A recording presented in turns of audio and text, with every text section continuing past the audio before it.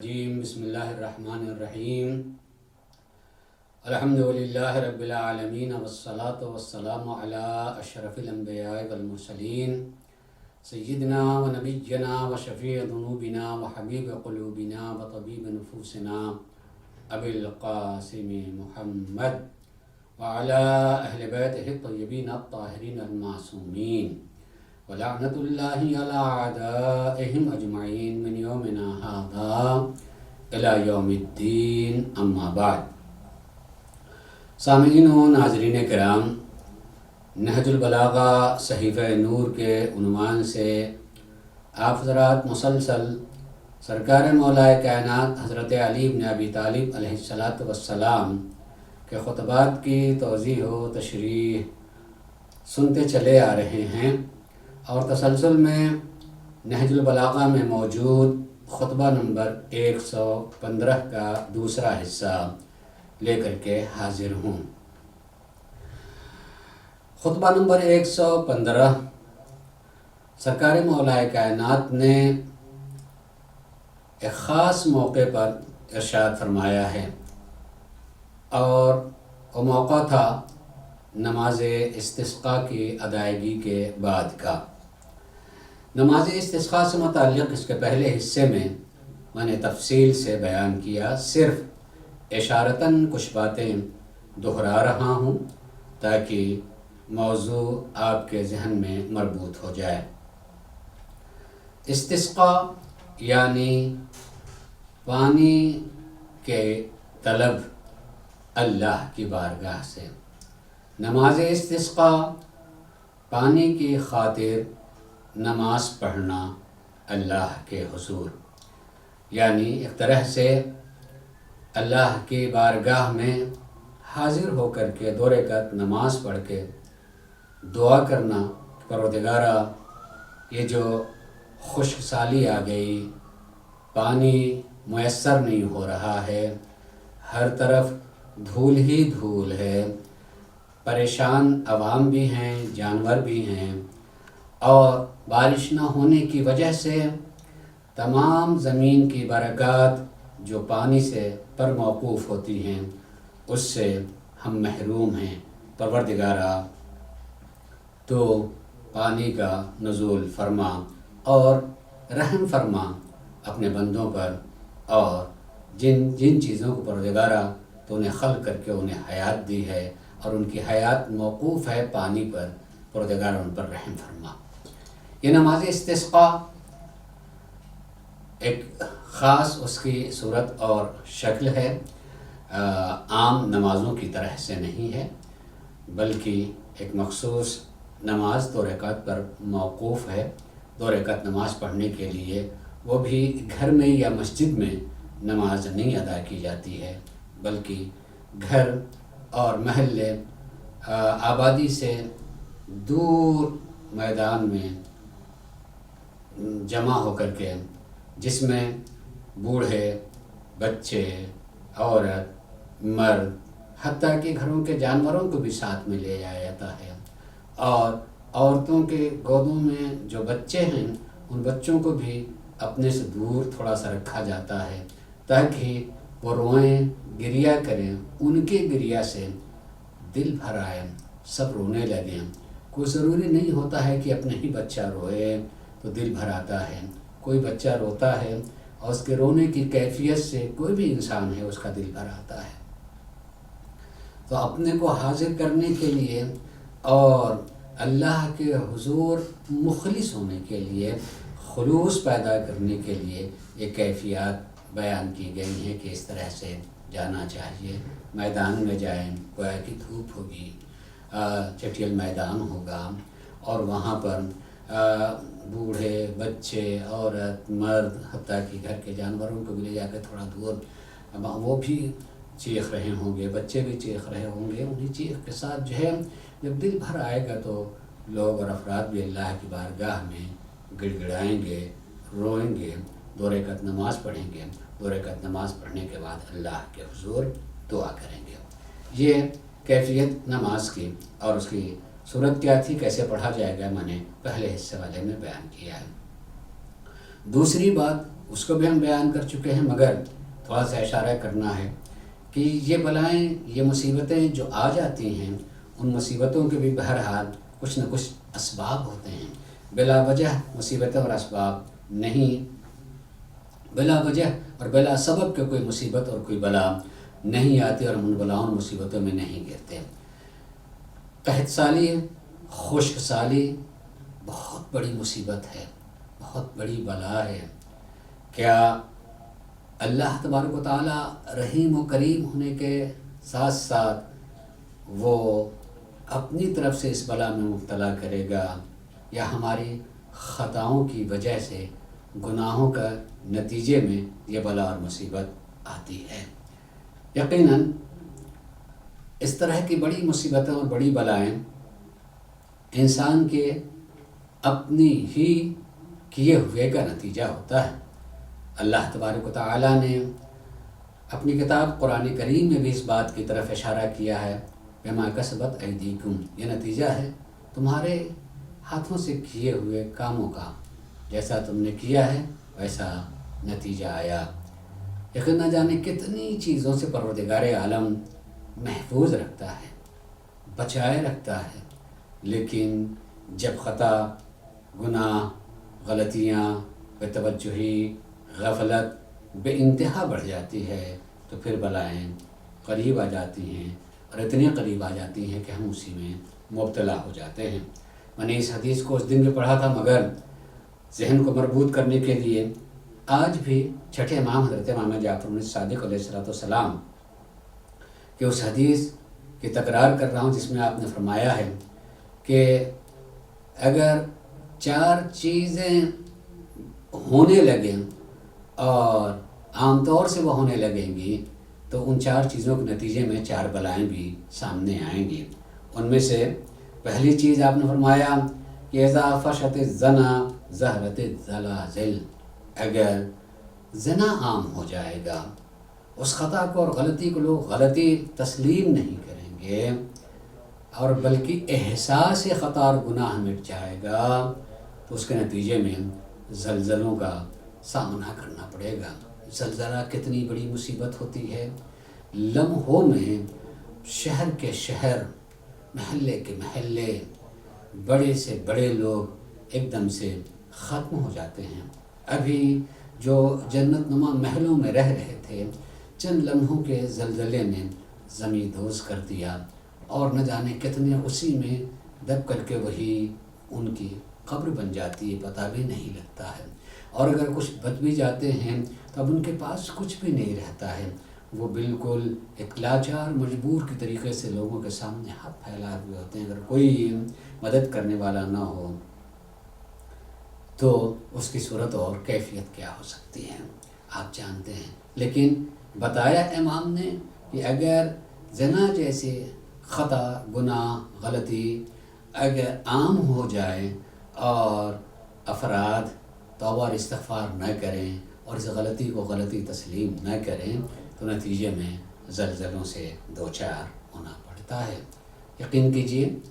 جہاں اس طرح کے گناہ ہوتے ہیں وہاں ہو سکتا ہے کہ زلزلہ نہ آیا ہو تو کچھ بندگان الہی ایسے ہوں جو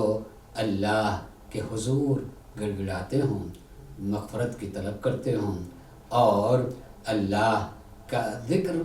اور اس کی عبادت کر رہے ہوں، ان کے صدقے میں بہت سارے لوگ بچ جاتے ہیں۔ لیکن جب یہی چیز عام ہو جاتی ہے، زیادہ تر لوگ اسی میں مبتلا ہو جاتے ہیں، پھر بچنا مشکل ہو جاتا ہے۔ دوسری چیز جو امام نے فرمائی کہ فرماتے ہیں کہ اذا امسکت الزکوٰۃ ہلکت الماشیہ، اگر حقوق کو روک لیا جائے، اللہ تبارک و تعالیٰ نے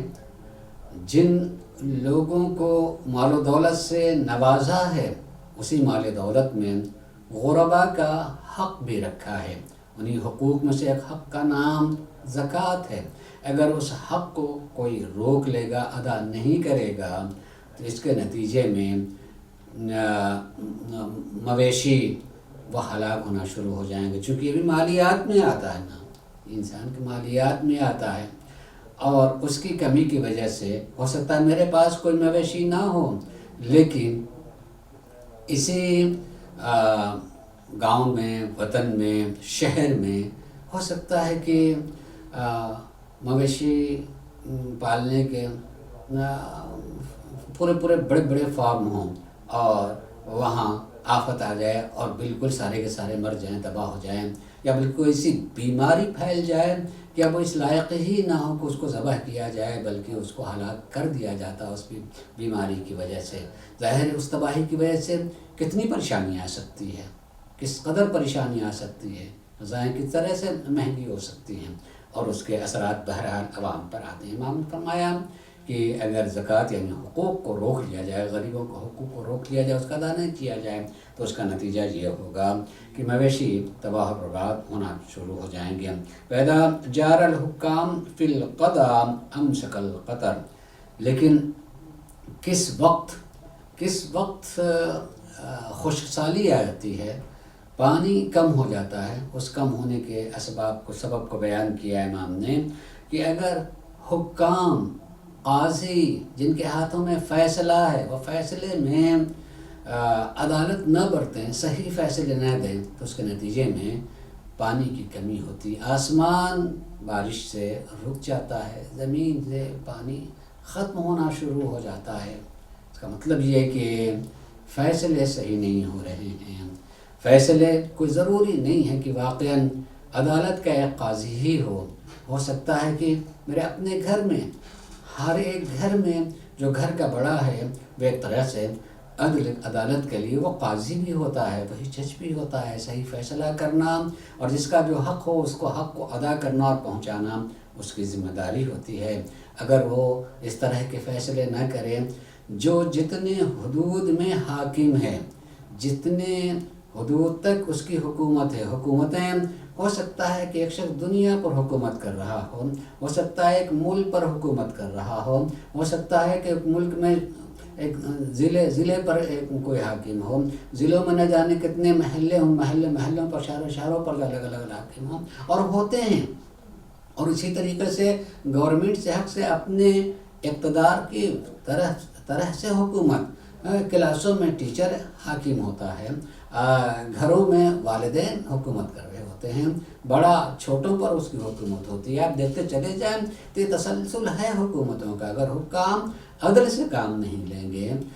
انصاف سے کام نہیں لیں گے، تو نتیجے میں خشک سالی اور قحط سالی سے دوچار ہو گئے۔ اور اسی طریقے سے چوتھی چیز جو فرمائی کہ انسان جب پیمان شکن ہو جائے گا، عہد و پیمان کرنے کے بعد وعدہ وفا نہیں ہوگا، تو وعدہ وفائی نہ کرنے کی صورت میں دوسرے لوگ، غیر لوگ اپنوں پر غالب آ جائیں گے، مسلمان پر کفار غالب آنا شروع ہو جائیں گے، یعنی ہم محکوم سے محکوم تر ہوتے چلے جائیں گے۔ میں نے صرف حدیث کا ترجمہ کیا اور اس سے پہلے تفصیلات میں نے بیان کی ہے، اور نتیجہ یہی نکلتا ہے کہ بہت ساری بلاؤں، مصیبتوں کا سبب انسان کی خطا،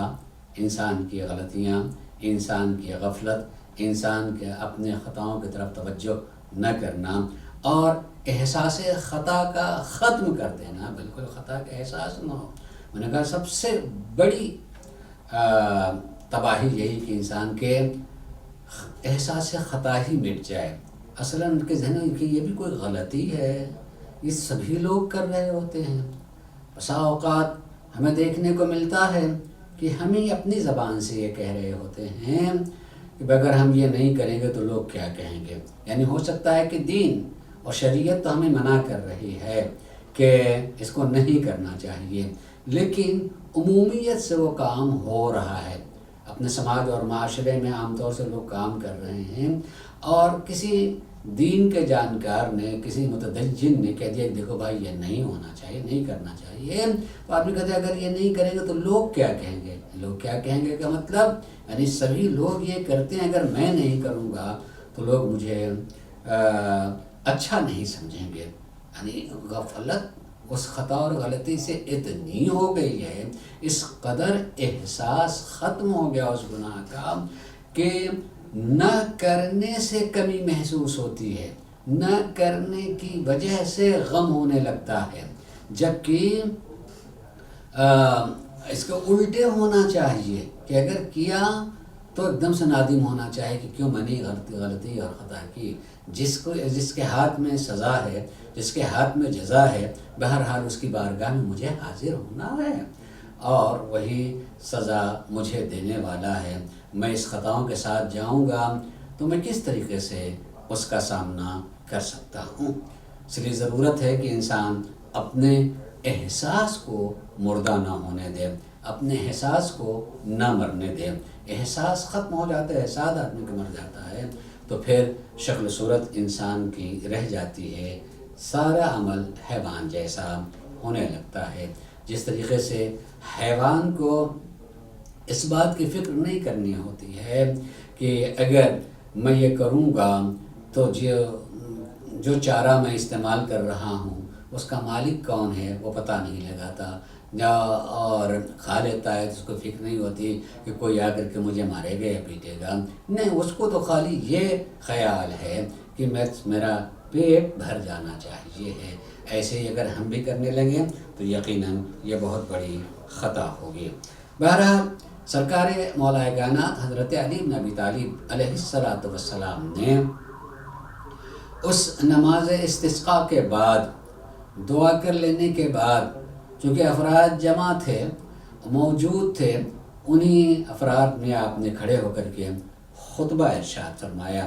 اور اس خطبے کا دوسرا حصہ میں آپ کے سامنے آج پیش کر رہا ہوں۔ پہلے میں بتاتا چلوں کہ اس دوسرے حصے میں سرکار مولا کائنات حضرت علی بن ابی طالب علیہ السلام نے ایک پانی کی طلب کی ہے اللہ کے بارگاہ سے،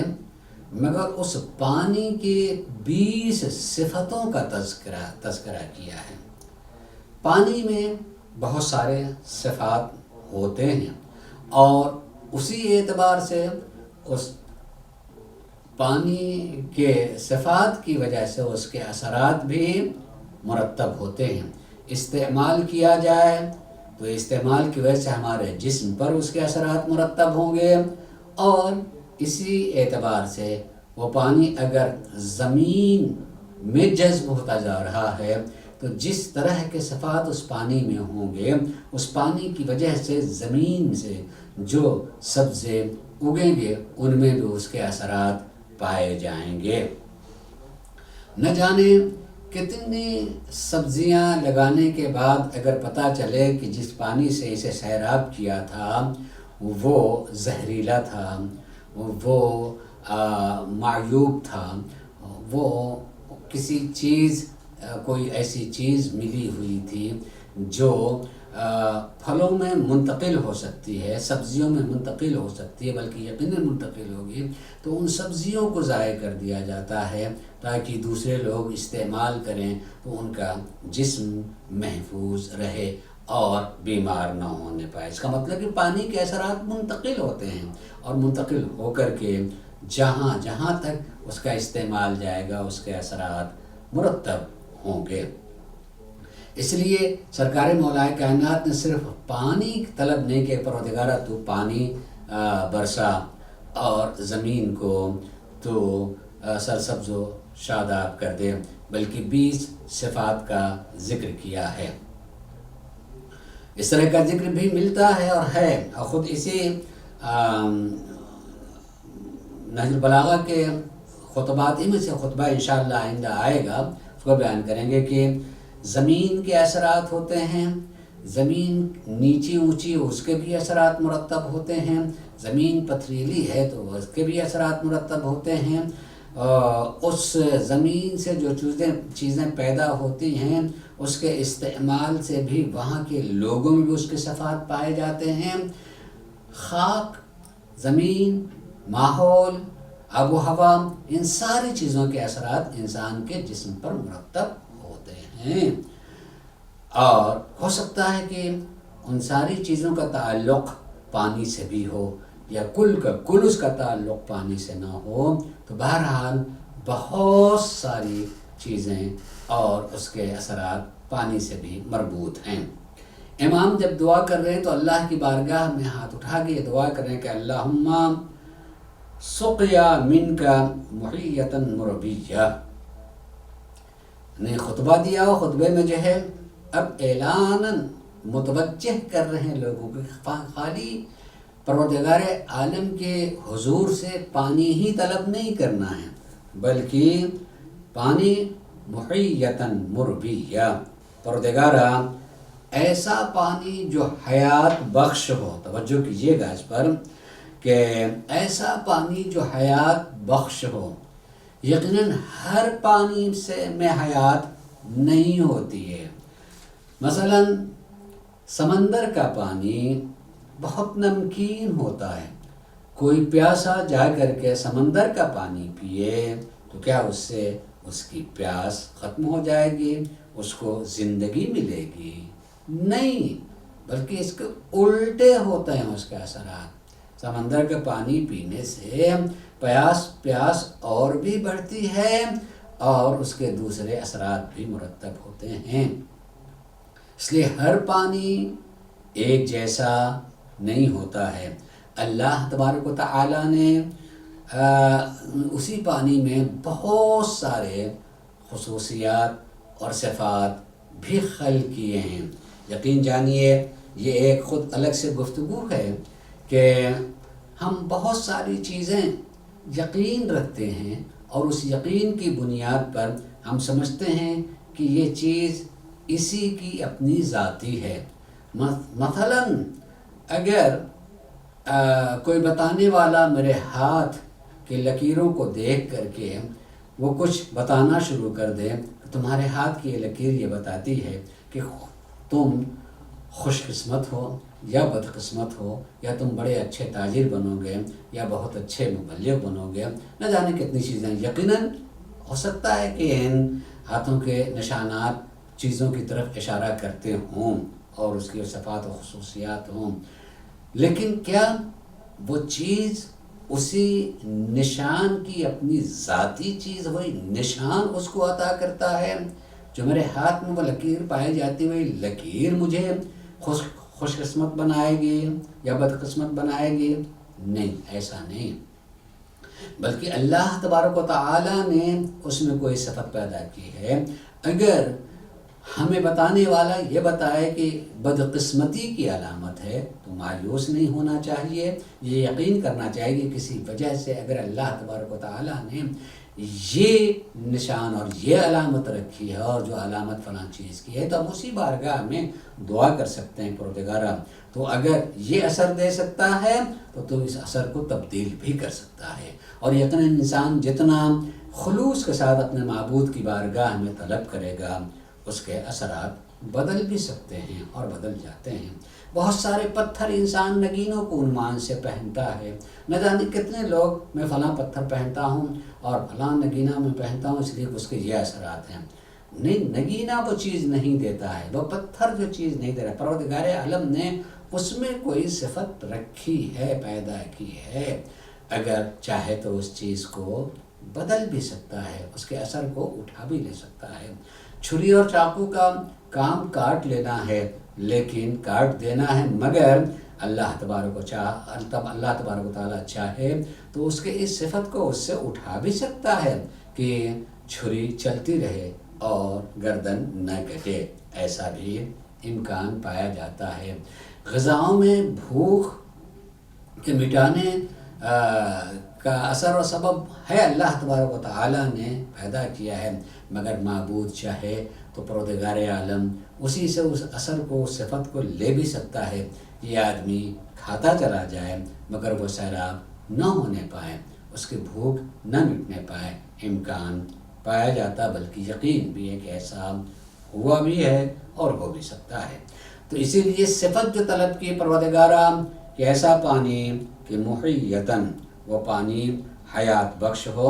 اور دوسری صفت بیان کی مربیہ، اور پروردگارہ سیراب کرنے والا ہو کہ اس کو پانی کو پی لینے کے بعد انسان آسودہ ہو جائے، سیراب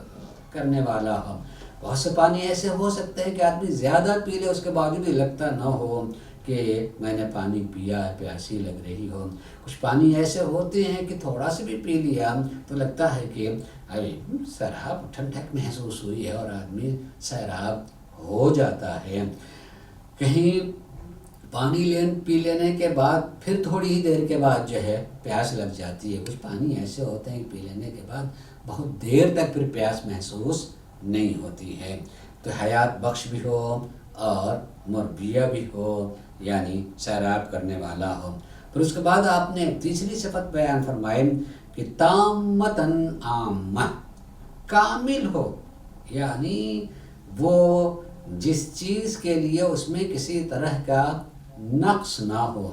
جس زمین پہ پڑ رہا اس زمین سے جو چیز اگنی چاہیے، اس اگنے کے لیے جتنی چیزیں اس پانی میں ضرورت ہو، ساری چیزیں موجود ہوں۔ اسی طریقے سے اگر میں پی رہا ہوں تو پینے کے لیے میرے جسم کو جن چیزوں کی ضرورت ہے وہ ساری ضروریات پوری ہو جائیں اس سے، یعنی پانی ہماری ضروریات کو پوری کرے۔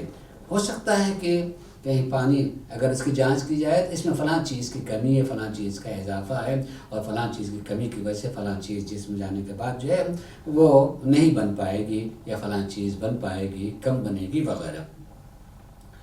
تامہ یعنی اپنی صفت کے اعتبار سے جتنی چیزیں اس کی وجہ سے جسم کو چاہیے وہ ساری کے ساری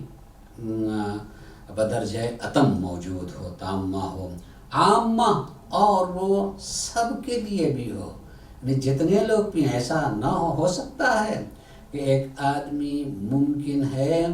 اس کو ایک چیز کی ضرورت ہے جسم میں اور ایک کے لیے ہو سکتا ہے کہ اتنی ضرورت نہ ہو، تو اسی پانی کے استعمال کی وجہ سے وہی پانی اس کے لیے بھی تام ہو اور اس کے لیے بھی تام ہو۔ جو اس کے لیے ضرورت ہے وہ پوری کرے، جو ضرورت نہیں ہے وہ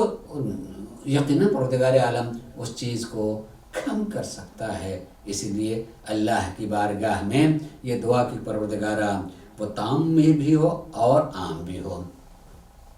پھر چوتھی اور پانچویں چیز آپ نے صفت کے طور پر استعمال کی طیبہ مبارکہ،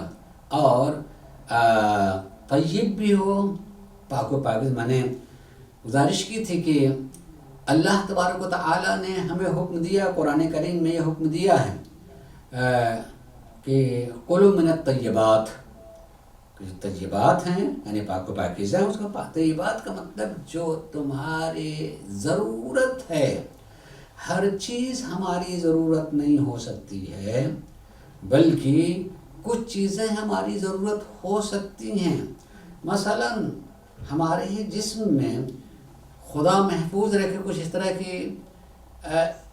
بیماری پیدا ہو جائے گی، کہا جائے کہ فلاں چیز اگر کھاؤ گے اور چیز ہو جائے گی تو اور وہ اس میں اضافہ ہوگا، اس کا مطلب ہمارے جسم کو اس کی ضرورت نہیں، نقصان دہ ہو جائے گا۔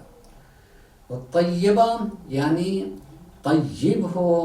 کہ جو ضرورت ہمارے جسم کو ہو اس کے لیے وہ ضرورتیں کو پوری کرے۔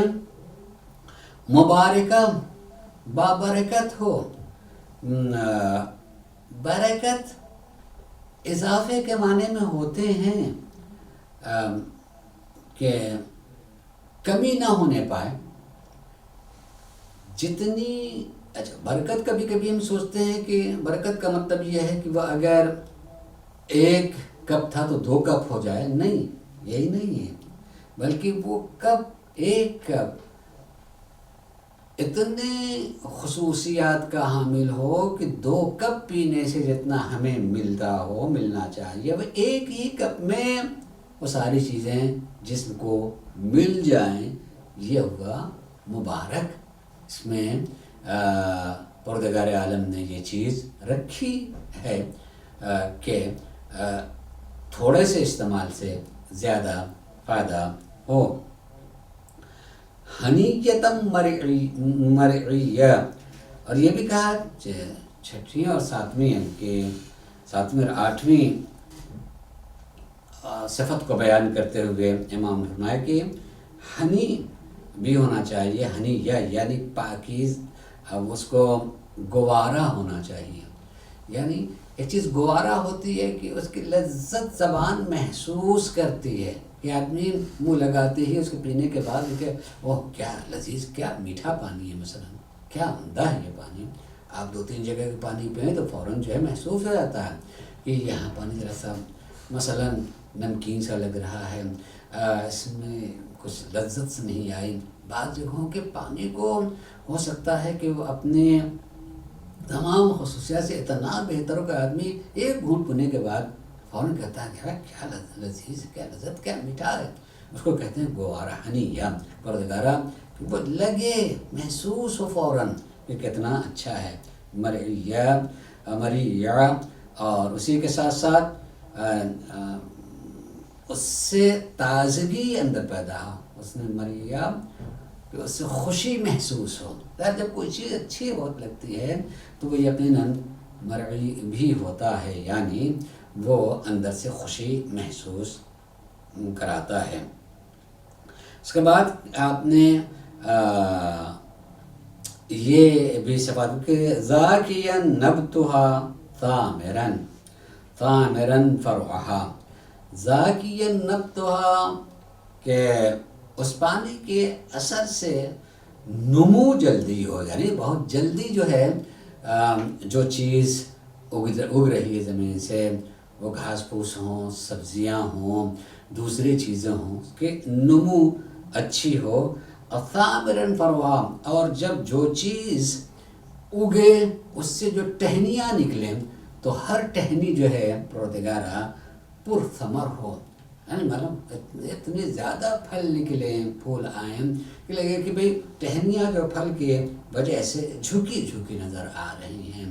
ہو بھی سکتا ہے کہ ٹھیک ہے اگے تو، لیکن کہیں ایک ٹہنی میں کوئی 1-2 پھول 1-2 پھل دکھائی دے رہے ہیں، نہیں. ثامرا فرعها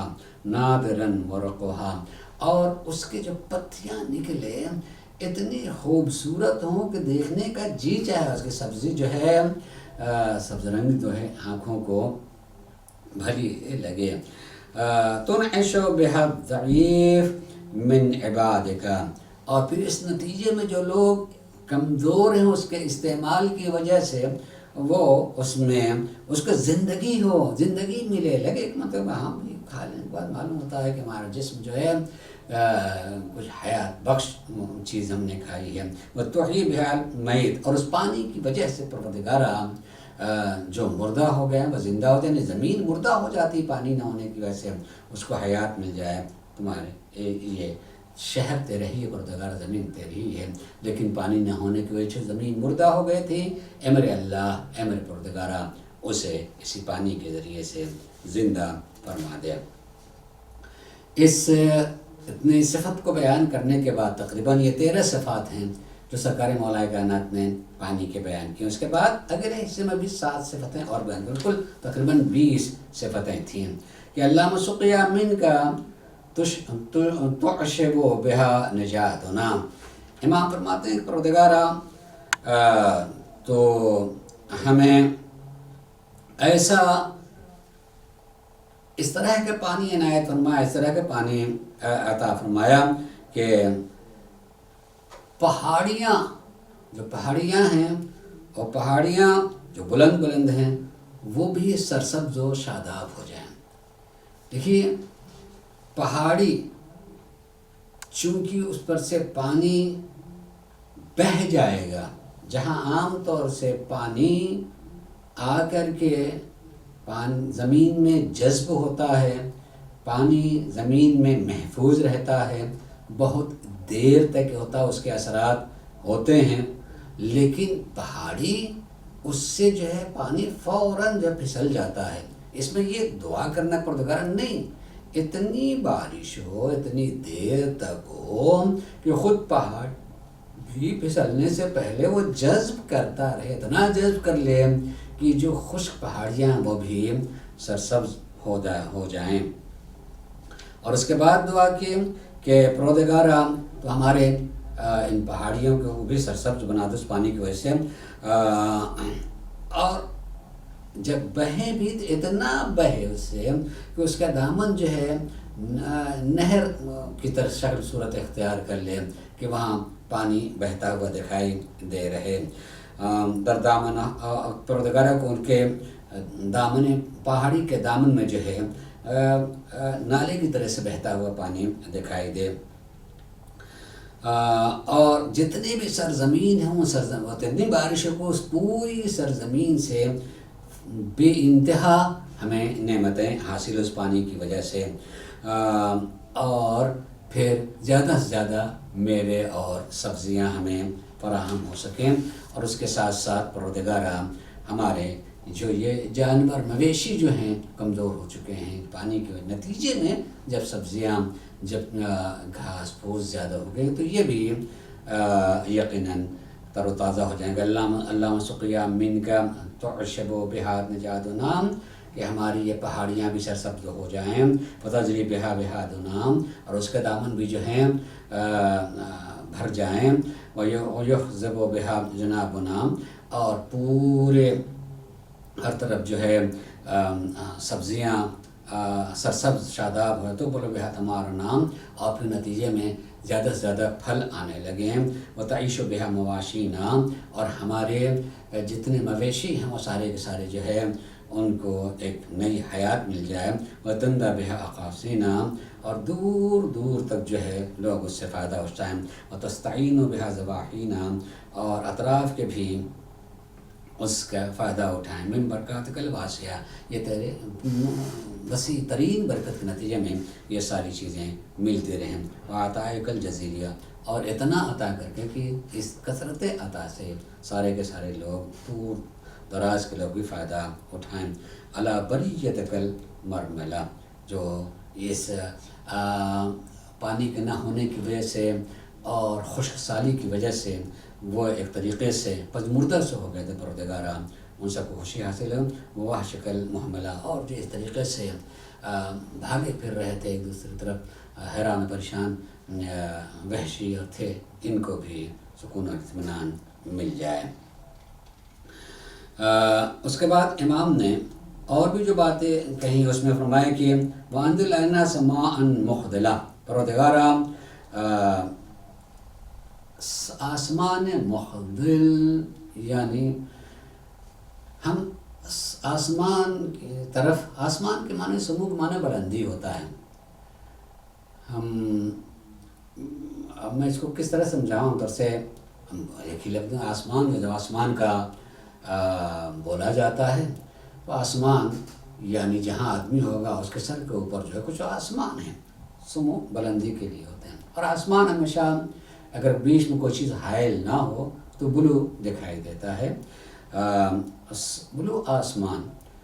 اگر بارش کے لیے پانی آئیں گے تو بارش کے لیے بادل آئیں گے، تو وہ بادل جو ہیں ایک بادل ہوتا ہے مگر ہو سکتا ہے دیر تک بادل رہے مگر کوئی بارش نہیں ہوئی، تو کہا کہ پروردگارہ یہ آسمان، یہ ہمارے اوپر جو بادل آئیں تو یہ بارش برسانے والے ہوں، مدرارن حاطلا، اور خالی برسانے والے نہیں، کہتے ہیں کہ کبھی کبھی بہت ہلکی ہلکی بارش ہوتی رہتی ہے، اور کبھی ایسے کہ موسلا دھار، امام فرماتے ہیں کہ نہیں پروردگارہ بارش ہو اور وہ بھی موسلا دھار ہو، یضاعف ہو بدق منہ الودق، اور پروردگارہ کہ بس سیراب ہو جائے، نہر ندی نالے جو ہیں بس ایک طریقے سے اس پہ ابال سا آ جائے، وَيَحْفِظُ الْقَطَرُ مِنْهَا الْقَطَرُ، اور بوند پر بوند یعنی موسلا دھار طریقے سے بارش ہو پروردگارہ، غیر خلب برقها ولا جہام، اور اسی طریقے سے پروردگارہ یہ پربندہ نہیں، انہیں دھوکہ دینے والا نہ ہو، دیکھنے کے بعد بارش ہوگی، بارش معلوم آ کے آئے اور چلے گئے، ایسا نہ ہو، ولا جہامن، اور اسی طریقے سے ایسا بھی نہ ہو کہ اس طرح کا بادل نہ کہ اصل میں اس میں پانی ہی نہ ہو، کبھی کبھی لگتا ہے کہ دیکھیے کالے بادل اٹھ رہے ہیں، بارش ہوگی، مانو آئے اور گزر گئے، اور صرف جو ہے ایک گرج چمک ہوئی اور اس کے بعد کچھ بھی اس رات نے پروردگارہ اس طرح کا کہ بادل نہ غیر خلب برقها ولا جہام آردها ولا قدع ربابها ولا شقان ذهابها، نہیں اس طرح کے نہیں، یعنی بے فائدہ نہ ہوں بلکہ آئیں تو اس طرح کے بادل آئیں کہ جس سے موسلادھار بارش ہو، سارے یہ خشک زمین جو ہے سرسبز ہو جائے، اور ہر چیز جو کہ اب تک خشک ہو گئی تھی وہ تر و تازہ ہو جائیں، اور تیرے پروردگارہ جو بندے مایوس ہو گئے تھے امید برا ہو جائیں، اور ان سے ان کی امیدیں پوری ہو جائیں۔ حتیٰ یخصب لامرائها المجذبون ویحییٰ ببرکتها المسنتون فإنک تنزل الغیث من بعد ما قنطوا وتنشر رحمتک وانت البدیع الحمید۔ پروردگارہ تو ہی مایوسی کے بعد جو ہے بارش عطا کرنے والا تو ہی ہے، تیرے علاوہ کوئی دوسرا نہیں ہے، تیری ذات ہے کہ لوگ جو مایوس ہو جائیں تو مایوسی کے بعد بھی امید پیدا کرنا، امید دینا اور امید کے بادل بھیجنا تیرا ہی کام ہے۔ اور تنشر رحمتک وانت البر، اور تو ہی اپنی رحمت کو نشر کرتا پھیلاتا پروردگارہ، تو جو ہے ولی الحمید پروردگارہ، لہذا تو ایسے بادل، اس طرح کی بارش، جو بارش بہت تیز ہو، بہت زیادہ ہو، اور اس میں تمام صفات و خصوصیات پایا جاتے ہوں، جس سے زمین اور زمین پر رہنے والوں کی ضروریات پوری ہو جائے اور سبھی خوشی سے دو چار ہو جائیں، وہ پروردگار ایسی بارش عنایت کرنا۔ یہ اللہ کی بارگاہ میں دعا، اور دعا کے ساتھ ساتھ آپ نے کم سے کم اس بات کی طرف متوجہ تو ہوئے نا کہ خالی کوئی مصیبت آتی ہے تو یہی نہیں سمجھنا چاہیے کہ اللہ نے ہم کو مصیبت میں ڈال دیا، بلکہ یہ بھی سوچنا چاہیے کہ یہ ہمارے کیے کا نتیجہ ہے۔ اب آنکھ کھلی تو آئندہ اس طرح کی خطا اور غلطیوں سے بچتے رہیں کہ پھر کسی بلا اور مصیبت سے دو چار نہ ہوں۔ دوسرے، اللہ تبارک و تعالی جن چیزوں کو عطا کرتا ہے، دیکھنے میں وہ ایک چیز دکھائی دے رہی ہے یعنی بارش، لیکن اسی بارش میں کتنے صفات ہوتے ہیں، جن صفات کے اثرات جو ہیں زمین سے نمایاں ہونے والے ہیں۔ ان صفات کا کم سے کم 20 صفتوں کا ذکر کیا سرکار مولا کائنات حضرت علی بن ابی طالب علیہ السلام نے، اور صفات کو توجہ رکھتے ہوئے خالی پانی کو ذہن میں نہ رکھیں، بلکہ پانی میں وہ سارے صفات بھی موجود ہونے چاہیے جن کی ہماری ضرورت ہے، تاکہ وہ ضرورت ہمیں اس پانی کے نتیجے میں پوری ہو سکے۔ اور پروردگار عالم عطا بھی کرتا، اور یقین جانیے کہ ایک ہی پانی دیکھنے کو آسمان سے برس رہا ہوتا ہے، لیکن اگر وہی پانی ریتیلی زمین پہ گرتا اس کے اثرات الگ ہوتے ہیں، پتھریلی زمین پہ گرتا ہے اس کے اثرات الگ ہوتے ہیں، اور بہنے والی زمین پر یعنی پہاڑیوں سے بھی گر کر کے جو نیچے آتا ہے اس کے اثرات الگ ہوتے ہیں، ہر طرح کے۔ اور اسی طریقے سے اس کے نتیجے میں ہر جگہ کے اگنے والے درختوں میں، گھاس میں، سبزیوں میں بھی اس کے اثرات الگ الگ ہوتے ہیں۔ ٹھنڈے علاقے میں ہو سکتا ہے کہ کوئی چیز پیدا ہوتی ہو، گرمی پیدا نہ ہوتی ہو، اور کچھ چیزیں ایسی ہوتی ہیں جو دونوں جگہ پیدا ہوتی ہیں، مگر دونوں جگہ کے پیدا ہونے والے اسی پھل میں اثرات الگ الگ ہوتے ہیں۔ یہ ٹھنڈے علاقے کا ہے، وہ گرم علاقے کا ہے، مگر اس کے اثرات الگ ہیں، چونکہ اس آب و ہوا میں وہ پیدا ہوا ہے اور اس آب و ہوا میں یہ پیدا ہوا ہے، تو کہ اثرات یقیناً الگ ہوتے ہیں۔ اللہ تبارک و تعالی سے ہمیں دعا کرنا چاہیے، پروردگارہ ہمارے جسم کو جن جن چیزوں کی ضرورت ہے اور تو ہی بہتر جانتا ہے، اسی طرح کے پانی سے ہمیں سیراب کر، تاکہ اس سے ملنے والے اثرات سے جو چیز پیدا ہو اور ہمارے جسم کی ضرورت پوری ہو، تو وہ ساری چیزیں ہمیں بھی حاصل ہو سکیں۔ پروردگار عالم کی بارگاہ میں ہمیں دعا کرتے رہنا چاہیے، متوجہ رہنا چاہیے۔ میں ایک چیز اور کہنا چاہوں گا آخر میں کہ انسان جس کی طرف عام طور سے متوجہ نہیں رہتا ہے وہ ہے غفلت۔ انسان کو انسان بننے سے روکنے والی سب سے بڑی چیز کا نام ہے غفلت۔ غفلت سے بڑی رکاوٹ کوئی ہے ہی نہیں۔ غفلت ہی کی وجہ سے انسان شکل صورت میں انسان رہ جاتا ہے اور وہ اپنے کردار کی وجہ سے انسان نہیں بن پاتا ہے۔